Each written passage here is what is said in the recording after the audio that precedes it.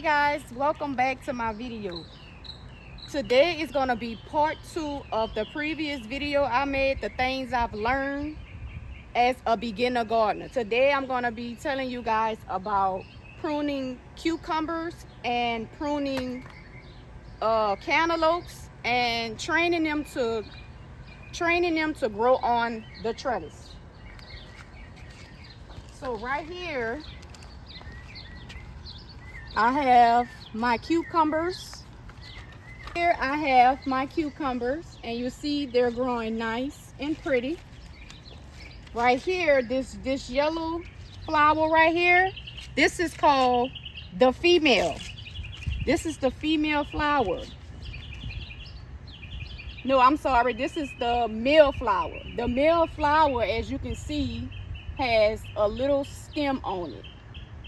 That's the female flower, the male flower. Let me see if I can find it. The female flower, you're gonna know, go around that way. I'm gonna show you the female flower. You're gonna know the female flower because it's gonna have a fruit on it, just like that. You zoomed in on it? It's gonna have a fruit on it, just like that. These female flowers need to be pollinated in order for the fruit to come out. So what I do is if I don't see any bees out here, I take something like this with a little brush on it, and I take it and I take the male flower. I take a male flower that looks like this, and I get some pollen on there. Get a little pollen on there. It's okay if you damage your male plant, your male flower, because it's gonna fall off eventually anyway. See, there's a little pollen on there, and I take it and I get it and I put the pollen on the female plant.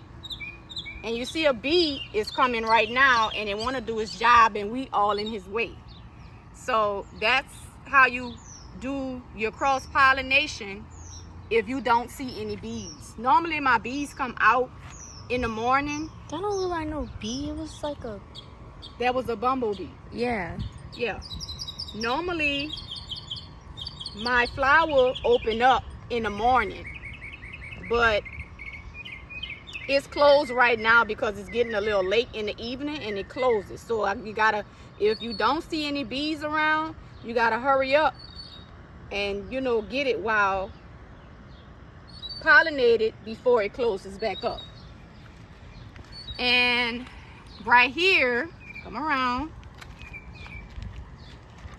right here is called, this right here is called the main stem.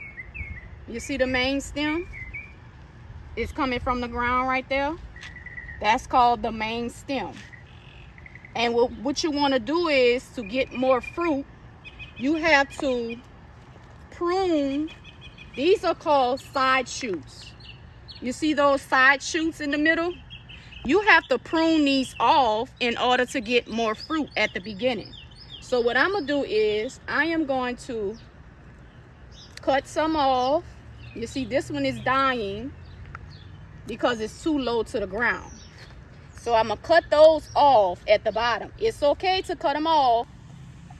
Alright guys, this is another thing that works. I got me some coffee grinds. And what I do is, for my cucumbers, I take and spread it right above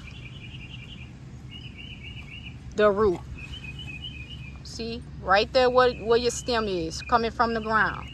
And you just spread it on there, and it'll give them nutrition, which is nitrogen.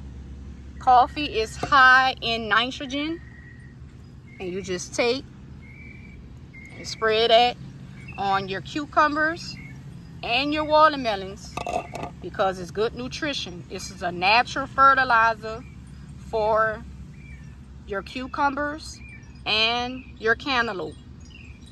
This is what works for me. I did this last year and I had a great harvest. So this is what you can do to give it an extra boost of nitrogen. Coffee grinds. To train this cantaloupe up the trellis because it's falling. We're gonna train the trellis. We're gonna train the cantaloupe upwards, so that way he can go up the trellis with the cucumbers. And these are side shoots. Look at the side shoots. This is the main stem, just like I said. That's the main stem, and these are the side shoots. Fruits will come from the side shoots as well. But if I prune this off and cut this off, all the fruit will come from this stem. So I will let this be, and I'm not gonna cut it off. I'm just gonna let it be and let it do its own thing. These also have little arms to climb up the trellis on its own. So I'm gonna take a clip, bring it up, take another clip, and bring it up. That's called training your cucumbers and your cantaloupe to go up the trellis. All these I will have to clean up and get these off the ground, off camera. Another thing I've learned as a beginner gardener about watermelons. My watermelon patch is over here. I seen some little bugs on my watermelon. I'm about to start using these for a temporary greenhouse for my watermelons. Right here, as you can see, this is a watermelon seedling. It came up, but it looked like something been chewing on it. So what I'm gonna do is I'm gonna take a plastic bottle and I'm gonna put it on top. So that way, whatever's eating on it, it won't get it again. But you always leave a hole right there so the rainwater can get in, because if you put the top on there, it will suffocate and it will die. So what I'm gonna do is I'm gonna put all these little seedlings inside. You can get a big jug like this, so that it'll catch multiple seedlings, and it's a temporary greenhouse for your seedlings. This is one right here. Make sure you put holes. If you're using this bottom end, make sure you put holes so that way it can get rainwater too. That way it can get the water when you water your plants too. It can go down in that hole. Make sure, don't forget the holes at the bottom, because if you forget the holes at the bottom, they will suffocate. So that's called a temporary greenhouse for your seedlings. I will be doing the rest of them off camera, and I'm gonna show you guys at the end of this video how it'll look. Okay. I almost forgot about the ants. My last video I was talking about the ants. In this area right here we had ants. Now this was the exact place where the ants was. Now you don't see no ants, because we put the dish soap on top and now they're all gone. And what I did was, if you didn't watch the previous video, go back and watch that previous video. I put it all over the ant pile. They had red ants inside of this bin. Now you barely see any. I mean, you're gonna see a few of them rambling around, but it wasn't a big pile like it was. And look, the dish soap did not damage any of my plants. Look, it's still green. It's still pretty. My corn growing out, the dish soap did not damage any of my plants. I have my peas still growing up. So that's a natural way to get rid of ants. Almost forgot. Once you put your dish soap on the ant pile, go back and put powdered cinnamon and sprinkle it on top. How does that help? The powdered cinnamon, once the ants smell, ants do not like strong smell. And cinnamon has this strong smell. So once the ants smell it, it will draw them another way. They'll turn back around and they go another way. Don't forget the cinnamon step. That's the most important step. Sprinkle a little cinnamon around there and them ants will not come back. Because I've noticed when I just use the dish soap, I've noticed ant piles will come right back the next week. But when I put that cinnamon on there, they smell that cinnamon and they don't come back. When you see little holes like this, that means you have a pest problem. You take the pest problem, you take and you just take them all. Because it's a pest problem, and I know what it is. It got to be snails. Snails, they love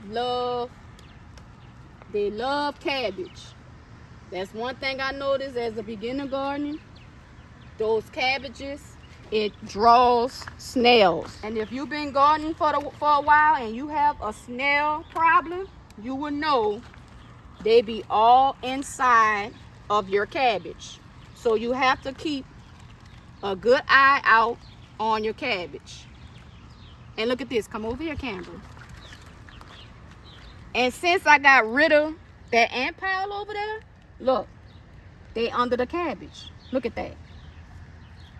They only move, the ants, they move to another location. So what I'm gonna do is next time I'm gonna put the dish soap on here, but I'm gonna sprinkle that cinnamon around my whole bed. So that way we won't see these ants no more inside of this bed. So what it did was it moved from over there to over here. And you don't want that. That cinnamon, it works. So I'm going to put it over my whole bed the next time. So if you want to use that method, you can go right ahead because it works. I can vouch for that. It works. This is my squash. This is my squash. I'm going to let that grow. It's doing pretty well over here. That's the squash. That's another cabbage growing over there. That's my corn. This is a tomato plant, and this is some peas growing up the trellis. Right here is my jalapenos. I see a jalapeno right here. You see that? That's a jalapeno. That's a hot pepper. And over here we got some green, we got some sweet banana peppers growing over here. This is doing pretty good. Looks like something is eating at this too. All right. And another thing, guys, for your in-ground watermelons, if you want to do it in-ground, this is another method for your watermelon seedlings to block the sun or pests, anything. You could use a jug to block the sun and block any pets that's eating up at your little seedlings that's trying to come up. This is a temporary greenhouse dome. Temporary greenhouse dome. You see how that one is turning yellow and is eating up? Something's eating it up. Just take the bottle just like that. Don't worry, it won't damage. It's just a temporary dome to keep the little critters out. I just seen one crawling in there just now. I just knocked it out. So yeah, that's if you're growing in ground and you got your little seedlings finally sprouting up. You can protect them with jugs. Reuse and repurpose. I will be putting more on the rest of these seedlings. Go over here by I'm gonna show y'all what I do with my tomatoes. This is a stick I got from Aldi's when I did. If you go to my previous video, this a support stick for my tomatoes. I'm gonna take this. This tomato is getting pretty big. So I got this from Aldi. So what I'm gonna do is I'm gonna take the stick and put it down in the soil, side by side with the stem. Then I'm gonna take the clips, and train it to go up the trellis, and it will give the support. But when you do this like this, you have to make sure that it's not squeezing your stem. So if you use something small like this, you have to be really careful it won't smush your stem. This is the big one. You take and you put one just like that. And that's how you train your tomatoes to go up the trellis. And it will give your trellis, this pole will give your tomatoes support. So it won't be all leaning to the side, doing the gangster lean. All right. These right here I'm gonna use for more tomatoes when it get big and strong. This one look like it's getting strong, big and strong right here. This one gonna catch up with that one over there. All right, guys, that's the end of my part 2 video. Things I have learned since I was a beginner gardener. Thank you so much for watching, and tune in next time. Thank you.